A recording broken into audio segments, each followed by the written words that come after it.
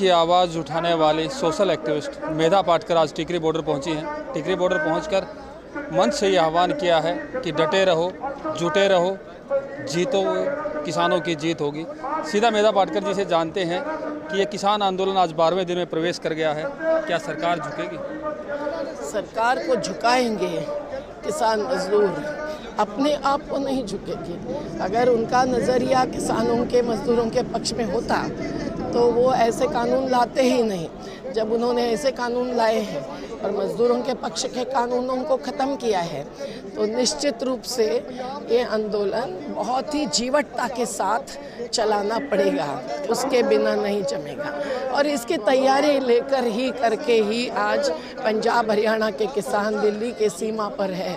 हमें यूपी के सीमा पर रोका, दिल्ली के सीमा पर रोका, जहाँ भी भारतीय जनता पार्टी के साथी या उसके खुद के सत्ताधीश है वो ही इसके खिलाफ है। बाकी तमाम पार्टियों ने साथ दी है। तो मुझे लगता है कि देश की राजनीति अर्थनीति के साथ बदलने का यही मौका है, जिसमें किसानों की, पशुपालकों की, मजदूरों की अगुवाई बेहद ज़रूरी है। 5 दौर की बातचीत हो चुकी है, संशोधन का प्रस्ताव लाया जा रहा है। नहीं, संशोधन का प्रस्ताव तो सरकार रखेगी। किसानों का कहना है कि हमको तीनों कानून वापस लेने हैं, क्योंकि संशोधन तो एक एक शब्द बदल सकता है, पर उसके पीछे का जो नज़रिया, कल वो नए कानून लाएंगे और कहाँ बदलेंगे? एसडीएम या कलेक्टर के बदले में कोर्ट में जाने का मौका, ये क्या इनके बदौलत थोड़ी मिलने वाला है? वो तो संवैधानिक अधिकार है। तो इन्होंने संविधान को कुचला है, तो ये कानून तो असंवैधानिक है, अजनतांत्रिक पद्धति से लाए। राज्य सरकार का जो अधिकार है कृषि के संबंधित कानून करने का, वो अधिकार भूलकर और भुलाकर इन्होंने खुद केंद्र के हाथ में सब लिया है। ये कैसे चालू दे सकते हैं? फिर तो हम संविधान नहीं बचा पाएंगे, जनतंत्र नहीं बचा पाएंगे। इसीलिए ये लड़ाई गैर बराबरी रोकने की भी है। ये 3 कानून का एक तात्कालिक लक्ष्य है जो उसके प्रतीक है, लेकिन जो जनतंत्र, संविधान, समता, न्याय पर हमला है उसको रोकना जरूरी। कांग्रेस और विपक्ष पर आरोप लग रहा है कि किसानों को भड़काया जा रहा है, ये तो खालिस्तानी भी बताया जा रहा है। ये तो सत्ताधीशों की करतूत हर आंदोलन ने देखी है, हमने भी देखी है। वो खालिस्तानी कहते हैं, पाकिस्तानी कहते हैं, लेकिन राजनीतिक दलों को भी सोचना चाहिए कि केवल संसद में आवाज़ उठाकर भी आज कोई मतलब नहीं रहा है। वहाँ प्रश्नोत्तर का अवकाश भी खत्म हुआ है, तो जन आंदोलनों के राजनीति में ही उन्होंने शामिल होना चाहिए। और हमारे जो 2 विधेयक हमने पेश किए, संपूर्ण कर्ज मुक्ति और उपज का सही दाम, उन विधेयकों पर 21 पार्टियों ने हस्ताक्षर किए हैं। तो सवाल ही नहीं है।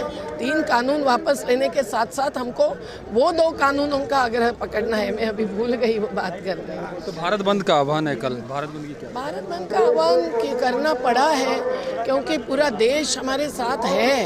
ये पंजाब और हरियाणा के किसानों के संगठनों को भी साबित करने का मौका है। 9 की तारीख की हमारी चर्चा के पहले अगर देश अन्न सुरक्षा भी खो बैठने वाला है, ये जानकर अगर किसानों के साथ खड़ा होता है तो सवाल ही नहीं आता है। अभी बॉर्डर के इस तरफ बैठे हैं, क्या 9 तारीख के बाद हो सकता है बॉर्डर के उस तरफ बॉर्डर? ऐसा कोई निर्णय नहीं हुआ है। हमारी जो देश भर के संगठनों की बैठक कल हुई है उसमें भी ऐसा निर्णय नहीं हुआ है। 9 तारीख को क्या होता है वो देखकर ही फिर हम निर्णय ले लेंगे।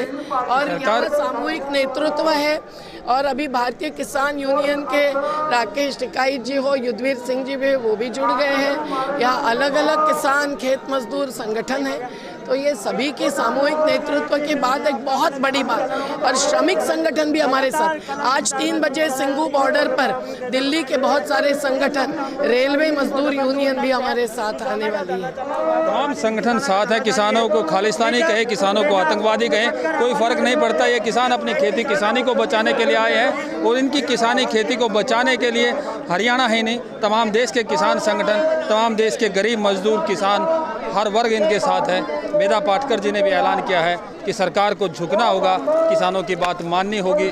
जो सरकार लगातार कह रही है संशोधन, अब संशोधन नहीं, अब सिर्फ और सिर्फ 3 कानून वापस चाहिए। प्रवीण कुमार धनखड़, पंजाब केसरी, टिकरी बॉर्डर।